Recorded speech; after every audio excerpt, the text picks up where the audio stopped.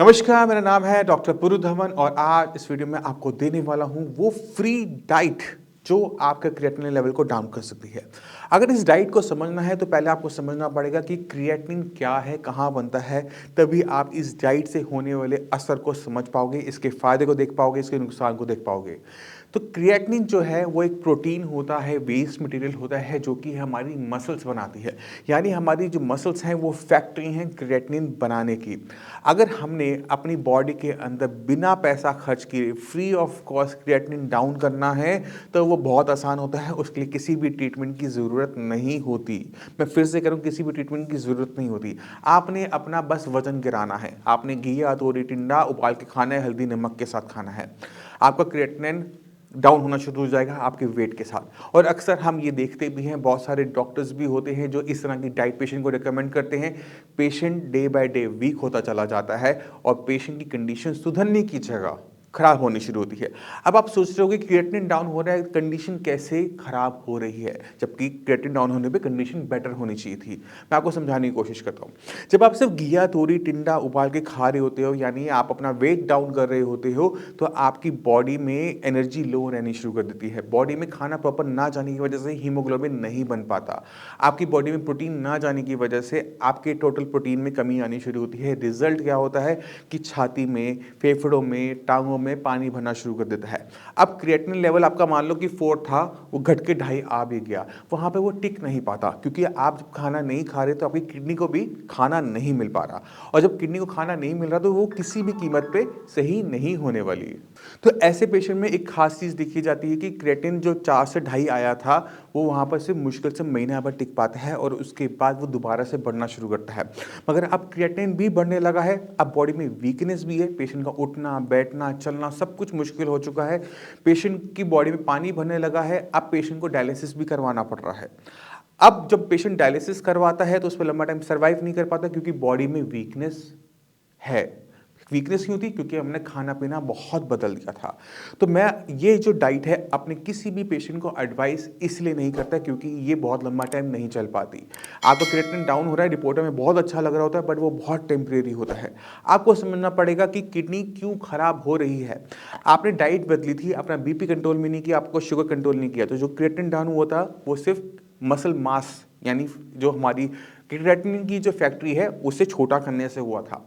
अगर यहीं पर आप दूसरी तरीके से काम करते, अपनी बीमारी को समझते कि आपकी किडनी को किस चीज़ ने नुकसान पहुंचाया था, तो अगर आपकी किडनी छोटी हो रही है तो चांसेस ज़्यादा होते हैं कि किडनी को नुकसान पहुंचाया है बीपी ने। आपका बीपी कंट्रोल में था या नहीं था? अगर आपका बीपी कंट्रोल में आप ले आते हो तो किडनी को और नुकसान नहीं होता। आपका क्रिएटिनिन लेवल 4 था, वो 4 पे ही टिका रहता है, क्योंकि अब किडनी को और नुकसान नहीं हो पा रहा। तो ज़रूरी क्या है? पहले उस बीमारी को हटाना जिससे आपकी किडनी को नुकसान हो रहा है, चाहे वो बीपी है, चाहे वो शुगर है। एक बार ये बीमारी की जड़ कंट्रोल में आ जाती है तो किडनी को और नुकसान होना बंद हो जाता है। अब सवाल है कि हम किस तरह से क्रिएटिनिन डाउन कर सकते हैं बिना खाने को बहुत ज़्यादा टाइट किए हुए। अगर हम ऐसे पेशेंट में क्रिएटिनिन को डाउन करना चाहते हैं तो हमारे पास एक ही रास्ता होता है, वो है किडनी की फंक्शनिंग को बढ़ाकर, और कोई दूसरा रास्ता नहीं है। अगर किडनी किसी भी तरीके से अपने फंक्शन को बढ़ाती है तो हम क्या देखते हैं कि क्रिएटिनिन लेवल डाउन होने शुरू हो गए। अब वीडियो में आगे बढ़ने से पहले आप मैं चाहता हूं कि कुछ रिपोर्ट्स को देखो, कुछ पेशेंट की इंटरव्यूज को आप देखो।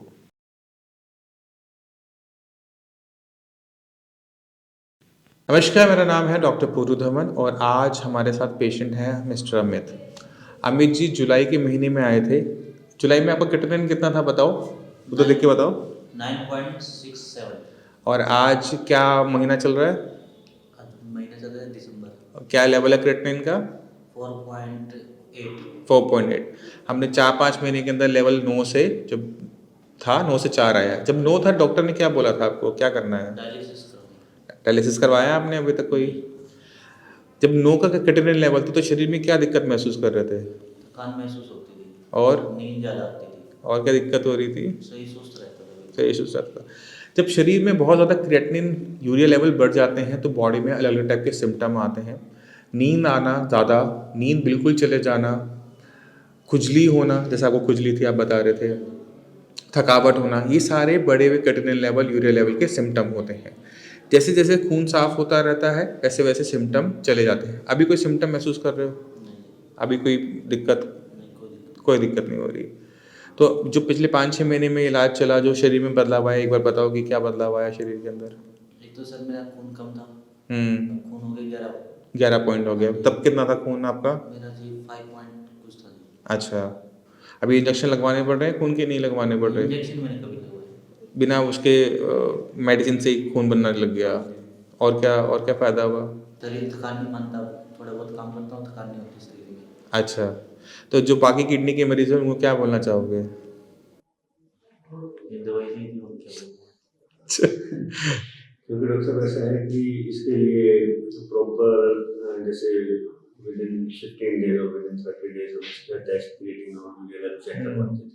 वो तो महीने टेस्ट होगा। एवरी टाइम हमें पॉजिटिव ही दिखाई देता था। अब रुक गया है। हर बार जैसे 1 पॉइंट 2 पॉइंट कम, ठीक है। अब थोड़ा सा उसमें ये है कि वो स्टेबिलिटी आ गई है, 4 के पास आ गई। 4 के पास।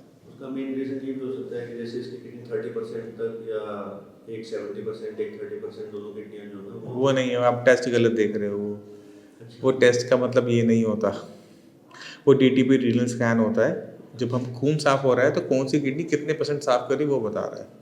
अच्छा, 70 और 30 100 हो जाएगा ना। तो वो भी तो डॉक्टर साहब काफ़ी ये था ना, काफ़ी एक मतलब अभी जो जब आप मेरे पास आए थे तो किडनी 90% के आसपास बंद थी। वो भी तो क्रॉनिक सिचुएशन थी डॉक्टर साहब। वो बहुत ख़राब सिचुएशन थी, उस टाइम में डायलिसिस पक्का था। अभी आज जो लेवल है क्रिएटिनिन 4 पे क्रिएटिनिन का मतलब ये होता है कि किडनी 60% आज की तारीख में भी काम नहीं कर रही। क्योंकि इनको हमने जयपुर गोल्डन में देखा था, तो किडनी स्पेशलिस्ट को उन्होंने बोला कि भाई आप किडनी ट्रांसप्लांट करवा सकते हो, कोई इसका है नहीं, कोई हमारे पास कोई और इलाज है नहीं। तो लेकिन फिर पता लगा कि भाई जैसे साइंस संजीवनी यहाँ आपका पता लगा, तो इनकी मेडिसिन वगैरह जब शुरू करवाई, तो स्टार्टिंग में जब इसकी फर्स्ट रिपोर्ट करवाई तो उसमें काफ़ी क्रिएटिनिन लेवल जो है डाउन आया, तो हमें ये लगा कि भाई शायद, तो फिर हमने एलोपैथी को छोड़ के और साइंस संजीवनी में पूरा कंसंट्रेट किया कि भाई जो ये करवाया वही करो, उससे ही हो पाएगा, कुछ होगा। चलो अब तो बहुत अच्छा चल रहा है हमारा पेशेंट, कोई दिक्कत नहीं है। कोई भी डाउट हो, कुछ भी पूछना हो कभी भी मेरे से आके पूछ लेना, कोई दिक्कत नहीं है। हर तीसरे चौथे महीने पे आ जाया करो, ठीक है। बाकी अपना 2-3 महीने तो अपनी मंगवा ली, जब लगता है टाइम है, फुर्सत है, दिल्ली का चक्कर काटना है, आ जाओ, ठीक है। मतलब चलो, तो ये है कि आपकी कृपा से ये थोड़ा बिल्कुल ठीक हो जाए तो चक्कर काटने बंद ही कर देंगे फिर हम। देखो झूठ क्या बोलूँ, अगर मेरे बस का होता तो मैं पहले महीने में कर देता। चलो इतना भी काफी है डॉक्टर साहब। ये तो आप सोचो, एक अच्छा मरीज़, एक अच्छा ठीक हुआ मरीज़ हमारी सबसे बड़ी वो एसेट होती है, क्योंकि वो इतने मरीज़ भेजता है जो हम संभाल नहीं सकते, हमें कुछ करना नहीं पड़ता। तो हम खुद चाहते हैं कि अगर कोई मेरे पास होता मैं ज़रूर देता, बट ऐसा है नहीं, मेरे पास नहीं, किसी के पास नहीं है। अगर मेरे पास नहीं, किसी और के पास होगा, उसके पास जाके इलाज करवा लो। बिल्कुल।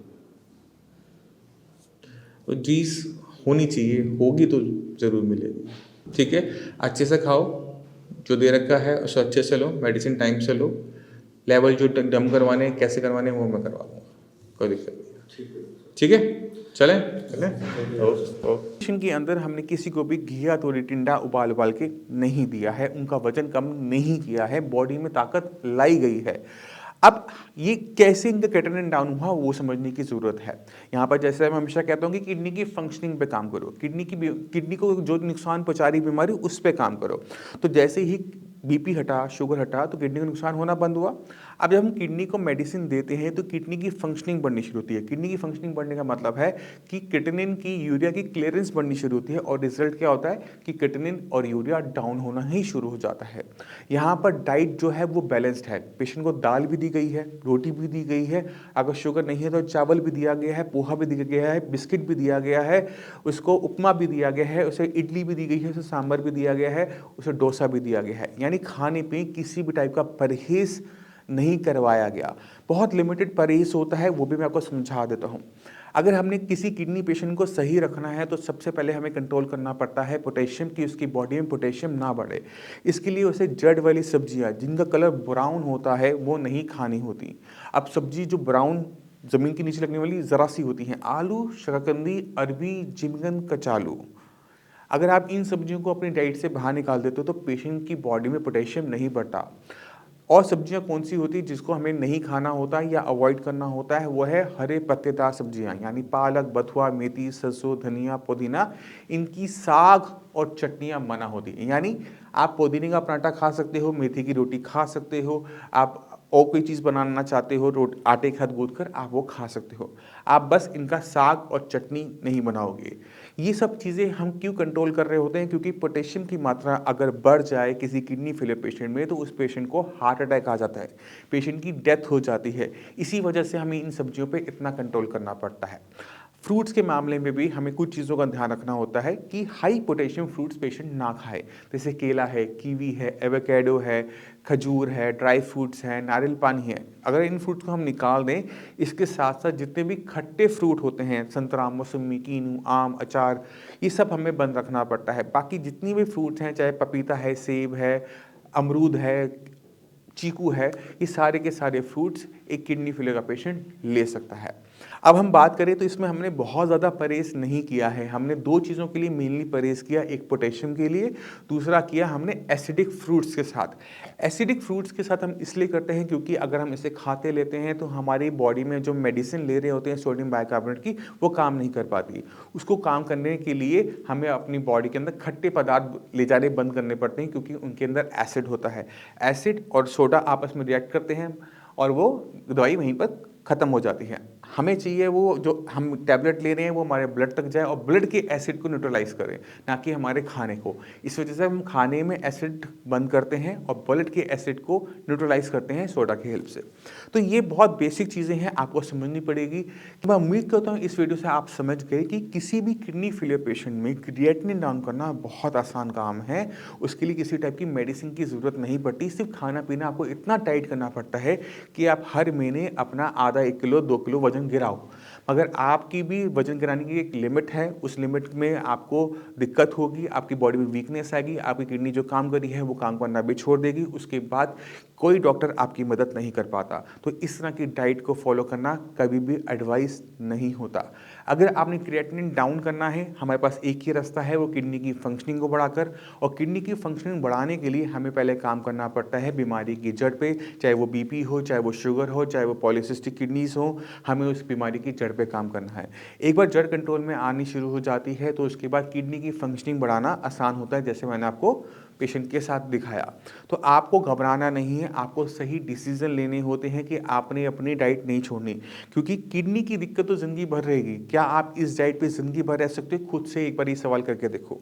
अगर आप अपनी बॉडी में ज़िंदगी भर अपनी वीकनेस रख सकते हो तो आप इस डाइट को ज़रूर फॉलो करो, वरना मेरी ये एडवाइस होती है कि इस डाइट से आप सभी को बचना चाहिए। अब इसी के साथ आप सभी से चलने की आज्ञा चाहूँगा। मिलते हैं अगली वीडियो में, तब तक के लिए नमस्कार।